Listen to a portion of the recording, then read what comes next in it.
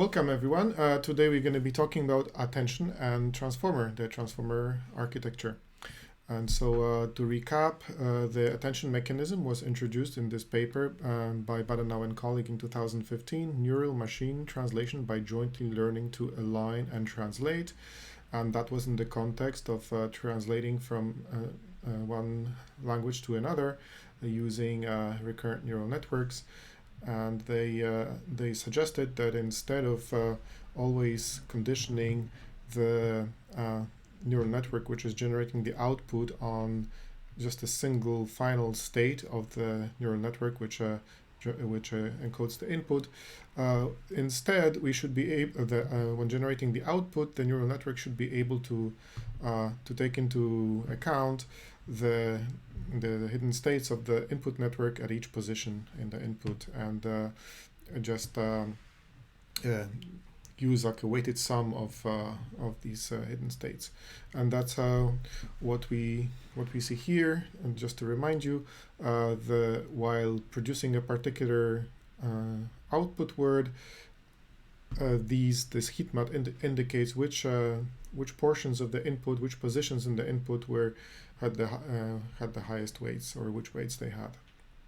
And so you can see that that most of the weights are along this diagonal, meaning that that most of the time there is like a one-to-one monotonic relation between the input and the output, but there are some differences in the cases where there are some departures from this pattern in the cases where there is where the word order in the output language is different from the word order in the input language. And so today we're going to be talking about the architecture known as the transformer. It was introduced in a paper called Attention is All You Need by Vaswani and colleagues in 2017. And so this architecture is based all around attention. There is no recurrence there. There is no convolution. Everything is just based on this basic idea of attention with some additional components. As you can see here in this diagram, we will touch upon most of these components during the course of this lecture. And so this image is taken from the paper itself. If you're interested in the detail, you can look at the paper. And so let's get started. So one component which is the basic one, the most basic one, is the so-called self-attention, and that is meant to be an alternative to recurrence. And so so let's have a look at at how it works. So and a self-attention, you can think of it as a layer, as a function transforming an input sequence into an output sequence. Okay, so I will further in the lecture we will see that it's not necessarily always about sequences, but for now we're just gonna focus on the case where the input is a sequence of vectors and the output of this layer is also a sequence of vectors. And so the input at each position is in the sequence is encoded or transformed based on its relation to inputs at other positions. So that means that that's why it's an alternative to recurrence. In the recurrent neural network, we always have this hidden state which kind of keeps track of what is happening in the sequence and allows us to combine information from a previous position with information in the current position via this recurrent operation. And here it's done directly rather than using a recurrence. We are always able, when generating the output for a particular position, we always able to access the information from all the other positions. And so how is this done? So basically the input at each position is firstly projected to 3 vector types. So the input vectors are just via a separate matrix. They are projected into 3 different types of vector: query vector, key vector, and value vector. So these are just different views of this input vector. You can think of it in those terms. And then we're doing this. We're going to do this this operation, which is depicted here in this formula. So Z will be our sequence of output vectors, and so let's have a look at what it achieves. So you can see that it's if you look what's inside the summation. Inside the summation, we have this softmax thing, with the stuff inside the brackets after the softmax. That whole thing is creating some weights, and then we have the V matrix, which is basically a vector for each position, right? The value vector. And so we can see. So what this does is that these weights are applied to the vectors in this matrix V, and they're just weighted and summed together. So in essence, what we have is that each vector in Z, for each position of the output, is a weighted sum of the vectors, of the value vectors. And so that again is the same idea that is behind the attention that we saw previously, attention as a weighted sum. So how are the weights generated? For output at a particular position I, the weight inside the sum for a position J is based on the dot product between the query vector at position I and the key vector at position K. Okay, so you can see that, this matrix multiplication Q, the matrix Q multiplied by the transpose of the matrix K, that implements this dot vector, and then in the end we normalize it by the square root of the number of dimensions in the key vectors. This is a detail. So let's have a look at a more graphical illustration of how this works. So in here, this is taken from the website called Illustrated Transformer, which is a valuable resource. So have a look at that. That goes through the paper, and it tries to illustrate and explain everything in a way that is easier to follow than in the original paper. It's less dense. So what this illustrates here is all the different components. So thinking machines are just the input words. They have some embedding, so they become vectors. And then these input vectors x1 and x2 are projected into these three different vector types that I mentioned before. So queries, keys, and values. So Q1, Q1, K1, and V1, and for the other word, Q2, K2, and V2. And then you'll see how we compute the score. So we do in the next where it says score, we see that this is the dot product. So for the first word, we are shown two different weights: the weight for the position itself and the weight for the next position corresponding to machines. And so we see that when generating the output for the word thinking, we are summing together at some point with the weights, with the corresponding weights, these values corresponding to thinking and to machines. So the vector for the word itself and for the other word in the sequence. And so it shows you all the steps, right? We're doing the dot product, then we dividing that dot product by 8 in this case, which is how many dimensions there are in the key vectors. Then we're doing the softmax, which transforms these numbers into a set of probabilities which sum up to 1.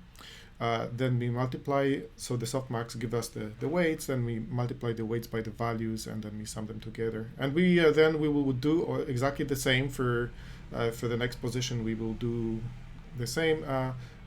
Now we would be using the query vector for position 2 when doing the dot products. And so this is the basic idea behind this. You can see that there are some it looks a little bit complicated when you look at the formula, but in the end the idea is relatively straightforward.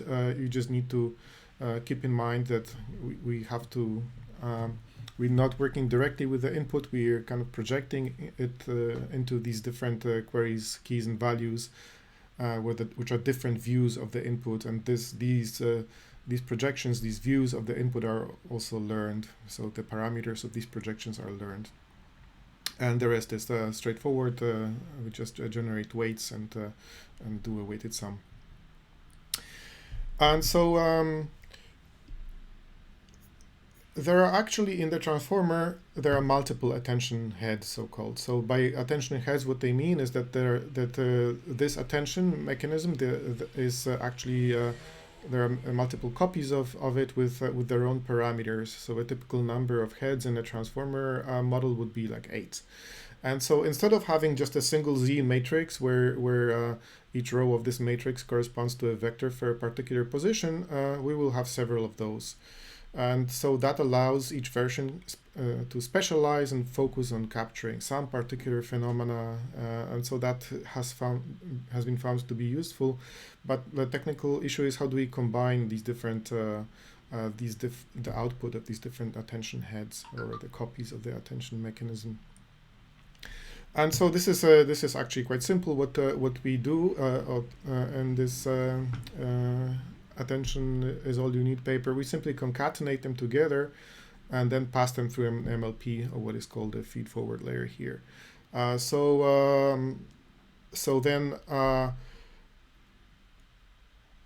then we also have this another detail here in this picture that you see is called add and norm. That's a technical detail which doesn't really affect conceptually what is happening.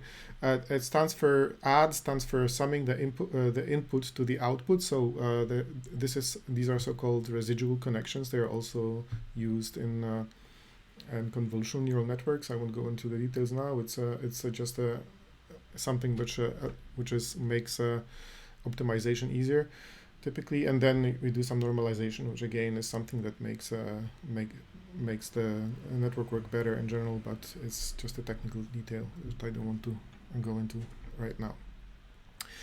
So one interesting thing is that which I kind of glossed over so far, and that is that if you have noticed in the architecture, there is nothing really which would tell the network or allow it to distinguish the inputs at different positions as such. So it can tell that the vectors are different from each other. For each word there is a different embedding, but if there are two copies of the same word, like let's say I don't know, the big cat and the small cat, the two versions of cat would they would have exactly the same embedding, and also there would be no way the network could produce a different output for those in the absence of what we're going to talk about now. So the self-attention layers have no notion of sequential or spatial order per se. That is not something that they can do. They do just a weighted sum, and the weighted sum, since the weights themselves are not based on the position, but rather on this dot product between pairs of inputs, they also cannot distinguish positions. And so what we have to do is that the sequential order of inputs has to be indicated somehow or captured separately by a different mechanism. And this is done in the original paper via the so-called, what they call positional encoding. And this is added, summed together with the input embeddings, such that two copies of the same word no longer have the same embedding after the positional encoding has been added to it. So now the network is able to distinguish them.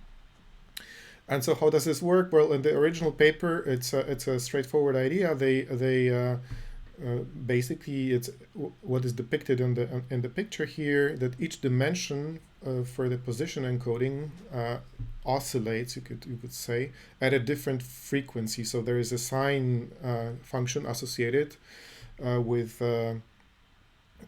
each position. With each dimension, which depends on the position, and this sine or cosine is they have different frequency for different dimensions, and so the combination of these oscillations allows us to uniquely identify a particular position. Okay, so you can see that if you look at the at the uh, at the horizontal axis, that corresponds to position. So if you take a look at a particular position and look at the values of these different waves, then the combination of them will allow you to tell you at which position you are, as opposed to all the others. And so that is how you include this positional or order information into the transformer. The transformer itself does not capture it separately. And that was what we have been dealing with so far was the self-attention mechanism and the positional encoding connected to the mostly to the encoder, how we encode the inputs. In the original paper, it was also concerned with translating from one language to another, so there was also the decoder component. The decoder also features self-attention. So this is what is indicated in this diagram with masked multi-head attention, and it is masked, unlike in the encoder, because the decoder, in principle, should not be able to attend to positions which it hasn't generated yet, which are in the future in some way. So that self-attention is modified in such a way that the result vector at position I is only a function, is only a weighted sum of inputs at positions less than I. And so that allows the decoder to produce inputs without having to know the future or its own future outputs. The decoder also has another type of attention, which is input-output, which is here indicated with the component which is called multi-head attention and is above the masked multi-head attention, and that is analogous to what we saw in the Badenau paper. So that allows the output, when generating an output, to attend to different positions in the input. So that has the same function. And if you look at the top of this diagram, you see the linear projection and the final softmax, and the softmax goes over the vocabulary, the output vocabulary, so all the words or characters or whatever that we are generating, and that the softmax produces the probabilities. Then in terms of like how we train and how we do decoding, that is similar to what we saw before in sequence modeling. We can do teacher forcing when training, and we can do something like greedy search or beam search when decoding. So these things stay the same.